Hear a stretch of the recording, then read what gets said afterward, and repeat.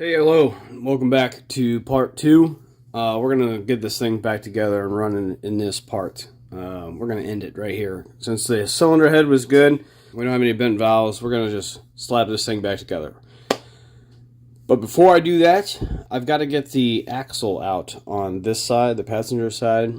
Remember, the axle was in the way. The bolt to put it at stop at the top to the center, I'm touching right here, and it's behind this axle support bracket, and so that's probably gonna have to come out. It's craziness. Yeah, it was in the way to get the top to the center tool in. I don't have that in front of me, but I'm gonna take that axle out, and I'll show you how I got it out. Hard to film down there, plus kind of got to figure it out. Once I get it out, I'll tell you how I got it out. Okay, here is like the entire passenger side hub, spindle, control arm, axle, completely out of the car. Now, there's probably more than one way to do this, but this is just the way I chose to do it. It seemed like actually the most straightforward, even though it's a lot of stuff. First off, there's two 13mm bolts on this carrier bearing. Take those out and take the half off so it's free. Okay, and then after that is off, then I unbolted the caliper, the whole caliper. So the actual caliper and the bracket are off, and I'll show you that in a minute. Two 15mm bolts here, and hang that up out of the way. Take the tie rod nut off and punch it through. Then there's a bolt here that holds the shock on. It's a 15mm bolt head on one side, 18mm nut on the other. Take that off. Then you've got a T60, I think, holding this on, the control arm to the frame. And you have a couple bolts here for the back half of the control arm bushing. I can't remember what size they were, but I think that they were 21mm.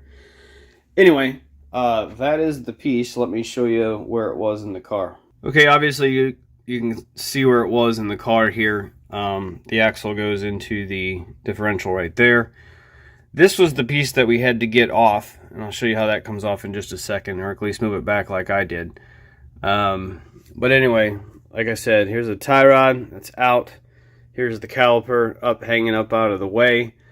Here's where the hub bolts onto the shock, and then there's where this T60 bolt goes through the control arm to the frame here, and you got two large 21mm bolts back here for the back half of the control arm. Then after that, you can pretty much just, it's heavy, but you can just grab the whole thing once you've knocked it off of here. You can grab the whole thing and just pull it out, set it off to the side like I did. Then that exposes this bracket. This bracket here helps hold the engine to the frame, as well as supports the axle bearing right here. All right, so to get that off, you got three 13mm bolts, 1, 2, and one on the other side over here that you can't see. You have a 10mm bolt. Believe it or not, it's sticking out right here, but that bolts to the oil pan. And you have one last 15mm bolt that comes through on the other side here. And then you can pull this whole bracket back. And the reason you have to pull this back is I have the tool in here. This is the top dead center tool. There is a 10mm bolt here. You pull that out, and you just put this in, just snug, finger tight. It's literally just got a knurled knob on the end of it, and I've screwed it down. And then you can see in here, it's pressing up against the weight of the crankshaft. So you turn the crankshaft over until it stops. This is the stop that you're installing. Now it is at top dead center. And I don't know if you can see this, but right inside here is the connecting rod for cylinder 1. You can see it's all the way at the top noon position there. So we are in top dead center. Now it's time to lock this thing, lock the flywheel back down. You remember, here is our flywheel lock tool. It's got the teeth on it that'll be going into the flywheel down there where the bracket is still on, where the starter goes in. So I'm going to screw that in right now. The flywheel lock is in. You can see the bolt right down there. Bring you in close here. You can see that the teeth are locked in on the flywheel with that tool there. So now the crankshaft is perfectly where it needs to be. Top dead center and locked. All right, for cylinder 1. Now let's get the tool on for the camshafts and set the camshafts where they need to be. Okay, all the cam caps are torqued back down, right, for intake and exhaust, including the front one here. But you leave the back 2 off. There's a cam cap that goes over here and over here. And you install this tool. Now, the way to install this tool that you see here in the back is get the camshafts on the compression stroke for cylinder 1. Remember that cylinder 1 is at top dead center. So we'll set these camshafts in here where these lobes are close to this angle that you see, kind of pointing at I don't know, about 10 o'clock, 10:30 for the intake, and about 1:30 for the exhaust. Okay, that means that this piston's basically firing right now, and as it goes back down and this whole intake and exhaust camshaft turn, the next to open clockwise will be the exhaust. So as it comes back up, it'll push the exhaust out, and right about that time this lobe will come down on the intake and allow more air to come back in. Okay, so compression stroke for cylinder 1 when you have the crank at top dead center. And if you do that right, then you can fit this tool in. You can see how it slides into the end of the intake camshaft here, and same thing with the exhaust, and you just bolt it down right here in the center. So this guy is locked into the correct position, and we have the crank locked into top dead center. So now let's put all the timing components on over here, basically finger tight. Okay, I've set all the timing components. This is a very important step here. You can put these on however you want. Just make sure that you do not tighten these bolts yet. These are actually loose, okay? See how this bolt is loose? So is this one over here. All right? Leave these on nice and loose when you set all this up. You put these on with new friction washers behind them. Put the bolts on loose. Put on the static guide. Put on the chain. Put on the tensioner arm. Put on the tensioner, 10mm bolts down there. And then pull the tensioner arm, and while you're doing that, pull the pin out of the tensioner. Now this thing is tight, okay? So what is next is we've got to torque these things down when it's in position. So once you put the timing cover on, you can't get to these bolts. So these are going to get torqued down to like 60 foot-pounds each. And then we're going to put on the timing cover. You'll see I've already cleaned up the surface here. It's nice and clean. I'll clean up the surface on the timing cover, and we'll get that on. But next is to torque these down to 60 foot-pounds and then get the timing cover on. Okay, I skipped ahead a little bit here, but you saw how this came off, so you basically know how it goes back on. I torqued these bolts down to 60 foot-pounds a piece. It's nice and good. Then I put the timing cover on, clean both sides, put a generous amount of sealant on there, and put this thing back on with its 22 bolts. You know, right here's some 8mm guys that go all the way around. Remember that the longer one goes right above the crankshaft there. And then there's there's 3 actually, 13mm bolts that go underneath here. You can't see them. It's basically extra support for this the mount that's part of the timing cover. Now it's time to get underneath the car, back on this crankshaft side. Move the camera down there. We got to get the crankshaft pulley on, and we're going to use the rest of our tools here, and I'll show you how this works. Just for sake of being able to see it a little bit better, if you look at the crankshaft pulley, you see how there's a larger hole here and a smaller hole here. That corresponds to the larger hole and the smaller hole on the tool. So You basically set this on there like so, and then this silver threaded knurled knob guy will go through here and bolt to the timing cover. Let me show you how that goes on.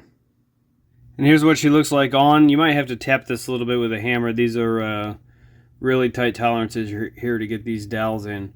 But once that is on, then you just screw this knurled knob guy into a spot on the timing cover.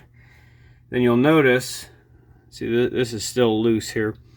You'll notice that that yellow dot is right about where the crankshaft position sensor is going to go. We're going to center that later. I gotta get a new one of these. It broke when I went to take it off. But anyway, that's a telltale sign. Get that yellow dot somewhere right around here where we'll adjust the crankshaft position sensor. All right, now I'm going to crank this bolt down. Now remember, this tool is only for alignment purposes only. You don't want to put any torque on this. You'll snap some of this right off. The engine is still being held in top dead center by this pin here and the flywheel lock. So we're going to go 70 foot-pounds on this and then plus 90 degrees. This is a 13/16 bolt. All right, that's been torqued. 70 foot-pounds plus 90 degrees. Now we can take all of the engine locks off. You can see I already took the alignment tool off the crankshaft sprocket here. I'm going to take this lock out. I'm going to take the camshaft locks out, and I'm going to take the flywheel lock off right now and put it back in the case. We're done with the timing tools. Hold up, stop, wait a minute. Before you take your timing tools off, we got to get the crankshaft position sensor on. I forgot about that. The last tool in the box, it's a plastic piece here, nice and shiny. You fit that tool over the sensor, and that slot goes over the tooth with the yellow dot. See it right there? Once you get that on, you just cinch these couple bolts down. Now, take that off, put all of our tools away, take all the timing tools off. Okay, all the timing tools are off, back in their case. Went ahead and put this bracket back on with the plug. You barely see it behind this wire right here. It's a 10 millimeter. Tighten that up first, then get this bracket back on. 13, 13, 13. There's a 10 millimeter underneath right here. I'm touching it. And then a 15 millimeter head bolt there. And that's on. All right, now I'm going to get the get this axle back in. Okay, the axle and control arm and all the suspension brakes back in. I'm not going to sugarcoat this. This was a pain. This is the biggest pain of this whole project so far. It took me probably an hour to finagle this thing back in there. So anyway, you get the axle into the differential, put the clamp over the bearing there, and then finagle the control arm back in here. You got 22 millimeter nuts with a 21 millimeter bolts on bottom. Here is your T60 bolt sticking up through there. Tie rod is back on. Shock is back on and cinched down. All the wiring is back in its holders there. Same with the caliper line. You can see the rotor caliper back on. So anyway, yeah, this was kind of a doozy.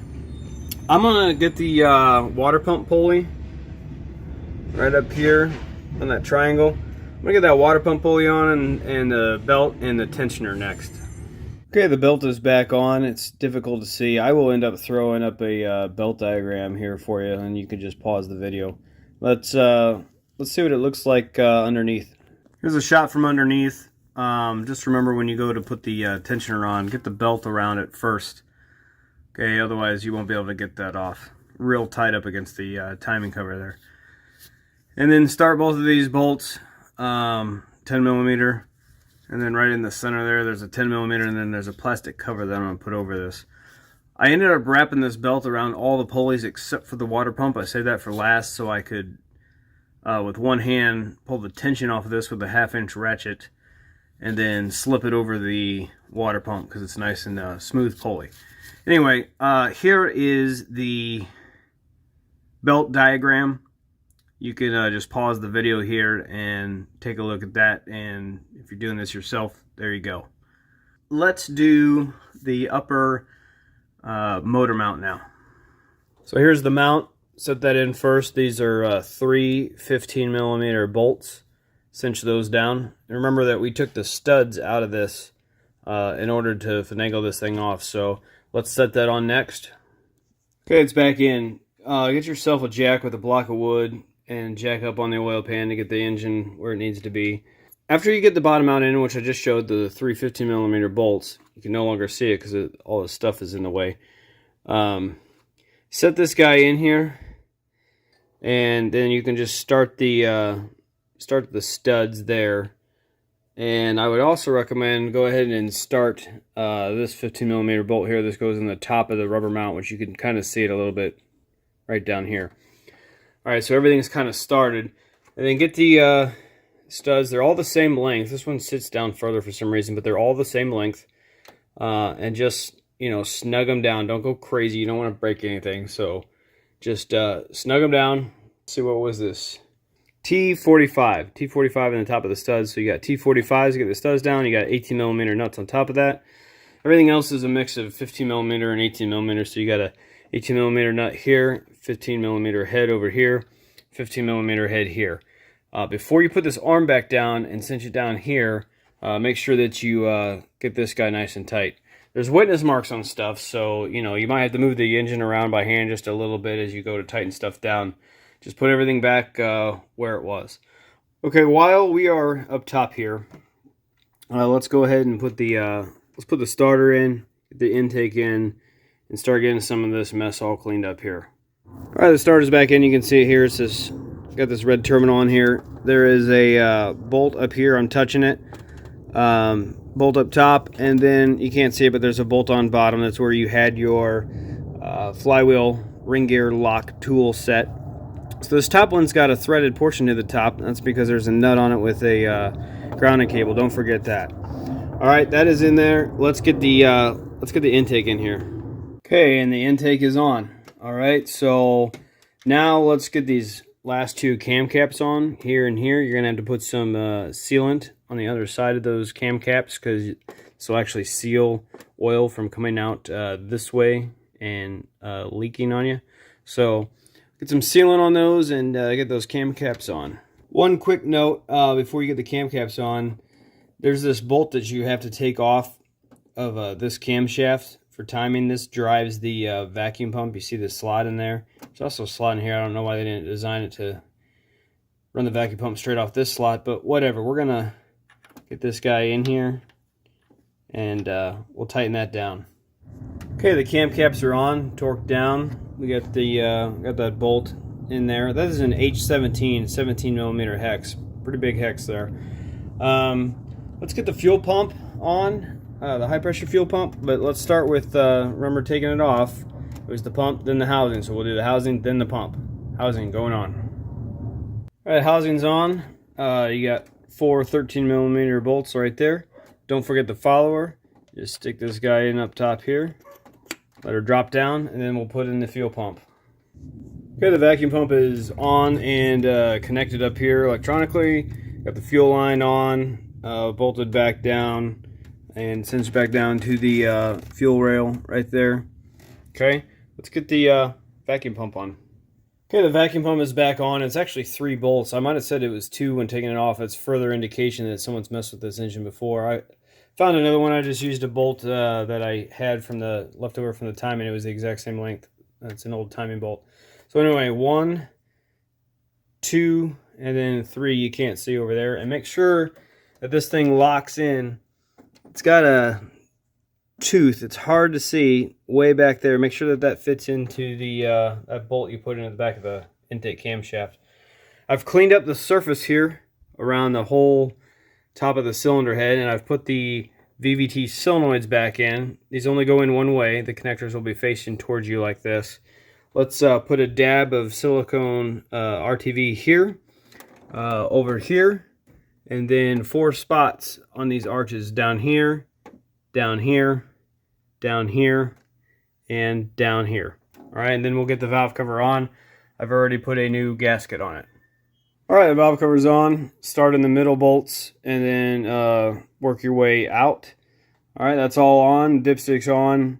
And I put the spark plugs in the coil packs. All right, so the next thing is let's wire this thing up. All right, this thing is wired up and vacuum hose is all connected. You can see here I still have one intake bolt to go. I lost that. Now I found it, so I'll screw that down. Anyway, fuel lines are on. Vacuum lines are on. All electrical connections are connected. Yeah, I didn't show you how I took the vacuum lines off because I kind of just did it my way, took them off in big chunks. You take them off in big chunks and you just disconnect the stuff and kind of set it off to the side. It's easy as you just bring it back. Everything kind of lines up exactly where it needs to go. I still got some hose clamps I got to get on some stuff, but I'm going to just tidy this up here with those hose clamps and whatnot and that intake bolt, and then I'm going to hop down and put the splash guard in and the wheel on and set this thing on the ground. I'm kind of jumping around a little bit. I'm doing that because I want this car down a little bit more. So when I go to put this intake piping in back here, the car's a little bit lower, a little bit easier to do. So I'm going to finish up a couple things here, and then I'm going to move down to the splash guard fender well.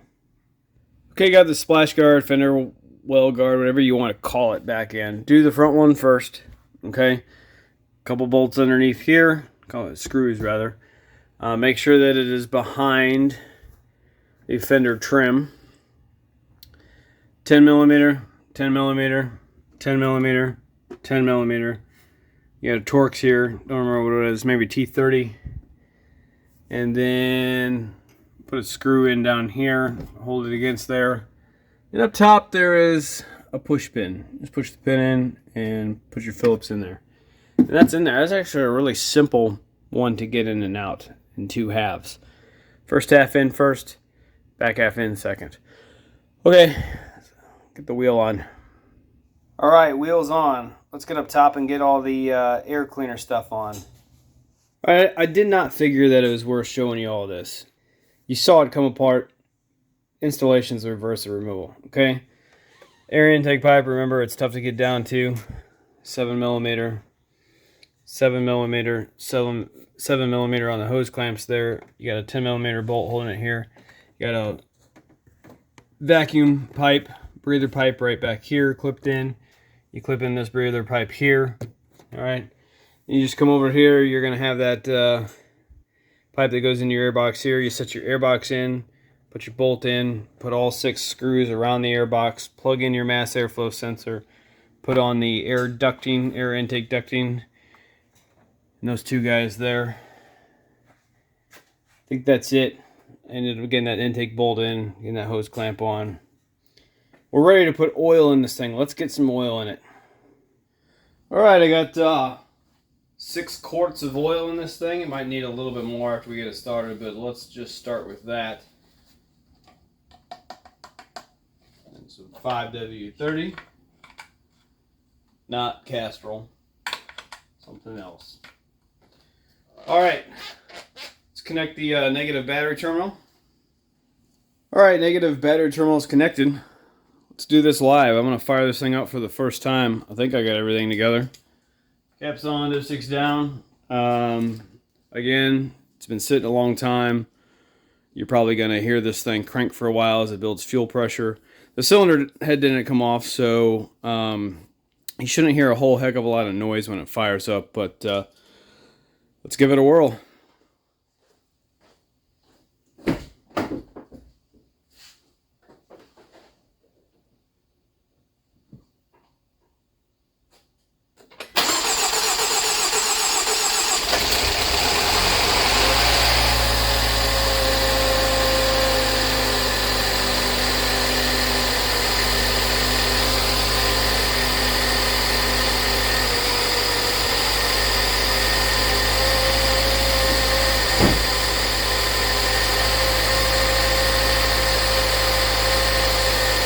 All right. Cheers, my friends. Cheers.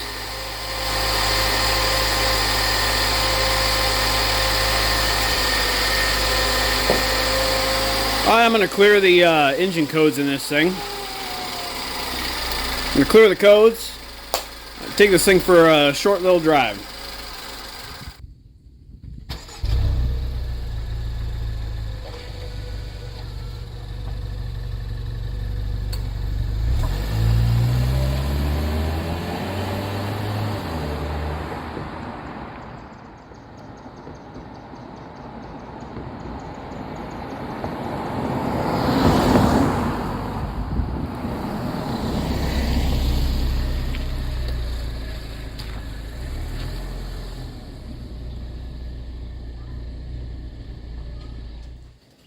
All right, anytime you do major work like this, it's time to put the car into service. I'll start driving this every other day.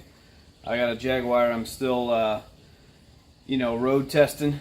It's got a punch list, like, I don't know, 6 or 7 things that I got to get done to that to make that really, really nice. I'll probably do the same with this. I'll be driving around, make a punch list of things I see. First off, it needs cleaned really bad. It's dirty on the exterior and interior, so it's going to need a really good scrubbing, so I'll do that. Next up is going to be a 2016 Range Rover Sport. It's a very nice car. Hopefully you stay tuned for that. This is the end of part 2. This is the end of the Discovery Sport series. Thanks for watching. Catch you next time.